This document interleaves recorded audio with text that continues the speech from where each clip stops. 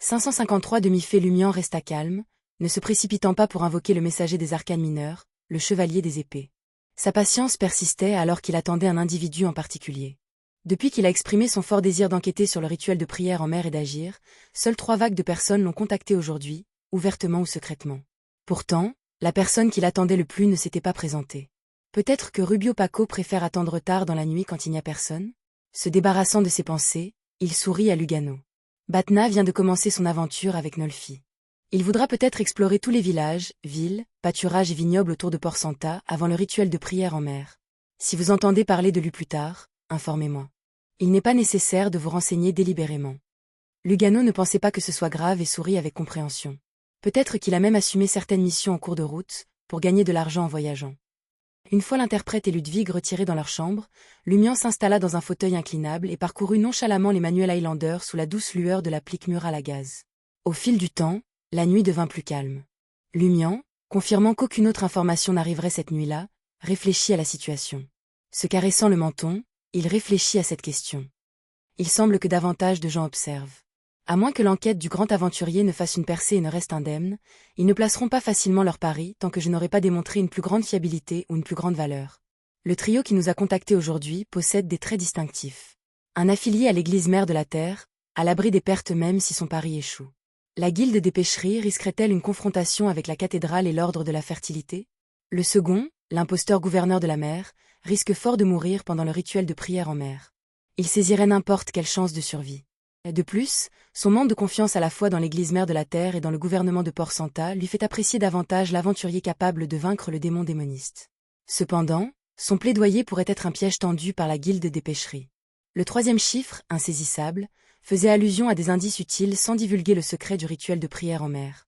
Après une réflexion approfondie, Lumian a acquis une compréhension plus approfondie des mentalités et des choix des différentes factions. Les complots manipulaient souvent les émotions humaines, exploitant les circonstances. Lumian se sentait de plus en plus fasciné par ces 2 aspects. C'était à la fois une routine quotidienne et une nécessité essentielle. Laissant de côté le manuel Highlander, Lumian retourna dans sa chambre. En fermant la porte, une marque noire sur son corps émettait une faible lueur. Lumian a enveloppé toute la pièce dans la bouteille de fiction. Les conditions d'entrée étaient simples, uniquement des créatures du monde spirituel. Une lumière semblable à une ondulation a brièvement orné les murs, le sol et le plafond de la chambre avant de disparaître rapidement, laissant tout paraître tout à fait ordinaire. Ce n'est qu'alors que Lumian rédigea la lettre et organisa le rituel. Il sanctifia le poignard, érigea un mur de spiritualité et alluma la bougie le représentant. En reculant, il parla dans l'ancien Hermès. « Moi ». Puis, passant à Hermès, il dit « J'invoque en mon nom ». Une étrange créature errant au-dessus du monde, une demi-fée qui joue avec des cordes mélodiques, un messager qui n'appartient qu'au chevalier des épées. La flamme orange de la bougie s'est instantanément transformée en une teinte bleu profond, s'étendant jusqu'à la moitié de la taille d'un humain.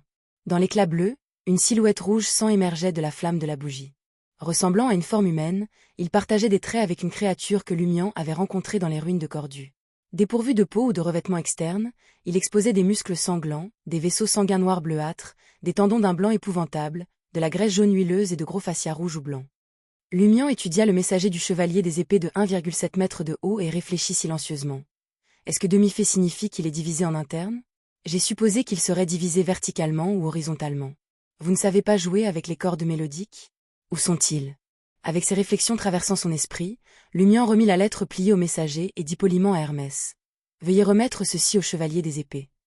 À mesure que sa force grandissait, Lumian devint de plus en plus conscient que la plupart des messagers qu'il rencontrait pouvaient être mortels, s'il n'avait pas peur de libérer la source corruptrice, Thermiboro. Bien que Lumian ne puisse pas évaluer la force du messager du chevalier des épées, la demi-fée, toute son expérience l'a poussé à rester poli. Les globes oculaires noirs et blancs de la demi-fée, incrustés dans le visage couleur sang, se sont précipités avant d'acquiescer doucement et d'accepter la lettre. Il parlait d'une voix claire et agréable semblable au débit d'un ruisseau de montagne. Je le livrerai rapidement. Comme c'est mélodieux. C'est comme un barde grattant une guitare. Lumian sortit de sa rêverie. Il a soudainement compris la raison du préfixe de corde mélodique du messager. Merci. Il s'inclina poliment. Observant la demi-fée sur le point de se retirer dans la flamme bleue de la bougie, Lumian ne put réprimer sa curiosité et demanda « Que feriez-vous si on vous donnait une peau humaine ?» La demi-fée fixa ses yeux noirs et blancs sur Lumian pendant quelques secondes. Alors qu'il plongeait dans la flamme bleue de la bougie, il laissa derrière lui une voix mélodieuse « Je vais le mettre. » Vous incarnerez la peau de la personne que vous portez? La demi-fée a-t-elle toujours cherché son autre moitié? Lumian a spéculé. À ce moment-là, il se souvint d'une promesse inachevée. Aider la main absée à retrouver son corps. Cet engagement déterminait si Lumian pouvait atteindre la divinité et passer à la séquence 4. Cependant, n'étant qu'une séquence 6, il n'était pas pressé. Tard dans la nuit, dans le quartier du marché de Trèves, dans une salle vide. Franca, vêtu d'un costume d'assassin, avait son premier face-à-face avec 007. Alors que les instants passaient, 007 entra, arborant un couvre-chef de lion marron et un manteau à double boutonnage. Après avoir confirmé son identité, Franca repoussa sa capuche, sortant de l'ombre. Qu'est-ce qui nous amène à cette discussion en personne? S'enquit 007, les sourcils froncés. Son instinct lui criait de décliner, mais il sentait la gravité de la situation. Ne pas agir rapidement pourrait entraîner une catastrophe colossale.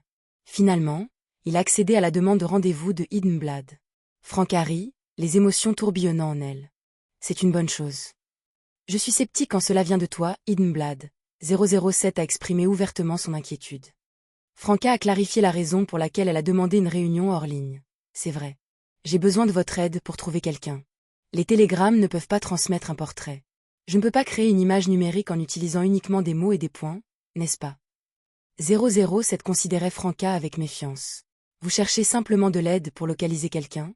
Aucune arrière-pensée? Franca rit. Pour l'instant, c'est tout ce que je peux divulguer. Cela ne fait qu'accroître mon appréhension. 007 sentit vivement que la recherche de cet individu pourrait receler un problème crucial. Sinon, Hidden Blood, ayant été témoin d'événements catastrophiques, ne l'aurait pas pris aussi au sérieux. Elle n'aurait pas insisté pour un rendez-vous hors ligne et pour lui remettre personnellement le portrait. Plus probablement, elle l'aurait laissé quelque part pour le récupérer. Franca a réalisé un portrait, dessiné grâce à la divination onirique et à la magie rituelle, et l'a transmis à 007. Après l'avoir reçu, la main de 007 a naturellement émis une lueur semblable à celle du soleil, révélant le dessin semblable à une photo dans la nuit noire. Le personnage représenté portait une robe noire, la tête légèrement tournée, révélant des cheveux noirs très courts qui semblaient fraîchement poussés. Les contours de son visage de profil étaient doux et sa peau d'un blanc pâle et maladif contrastait avec ses yeux marron foncé, qui n'étaient pas assez enfoncés.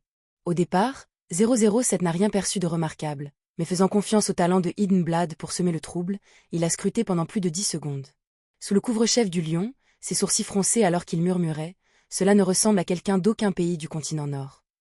Franca a souri de manière ludique et autodérision. Tu ne penses pas qu'il nous ressemble avant notre transmigration? 007 se figea, comme frappé par la foudre.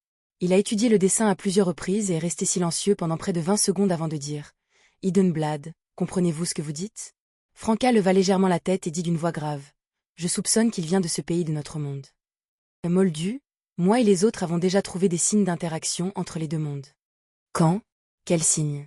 Intervint 007, luttant contre l'envie de saisir l'épaule de Hidden Blood et de la secouer pour chaque information. Franca rit. Je n'ai pas le droit de vous répondre. Je ne peux le révéler qu'après en avoir discuté avec Moldu et les autres. De nombreux secrets sont impliqués. Tout d'abord, recherchez discrètement la personne figurant sur le portrait. Je l'ai rencontré au 4e niveau des catacombes. 007 a eu du mal à contenir son impatience, résistant à la tentation de menotter Hidden Blood pour plus de détails. Les dents serrées, il dit. Vous ne pouvez pas en discuter avant de m'impliquer? J'étais juste attentif à tes émotions, craignant que tu perdes le contrôle en recevant autant d'informations d'un coup. Franca laissa échapper un rire creux et répondit. Ce n'est pas encore le moment de rencontrer les Moldus et les autres. Je dois le retrouver de toute urgence, de peur qu'il ne quitte Trèves. Calme-toi, calme-toi. Tu ne peux pas cacher ton désir de me tuer. Franca sourit timidement, disparaissant dans l'ombre. Tenant le portrait, 007 prit une profonde inspiration et expira lentement. Royaume Fénapoté, Port Santa, Solo Motel. Après le petit déjeuner, Lumian venait de rentrer dans la chambre principale lorsqu'il sentit un frisson soudain. Simultanément, une carte de tarot se matérialisa sur le bureau. La carte représentait un chevalier courant avec une épée à la main. Carte arcane mineure, chevalier des épées.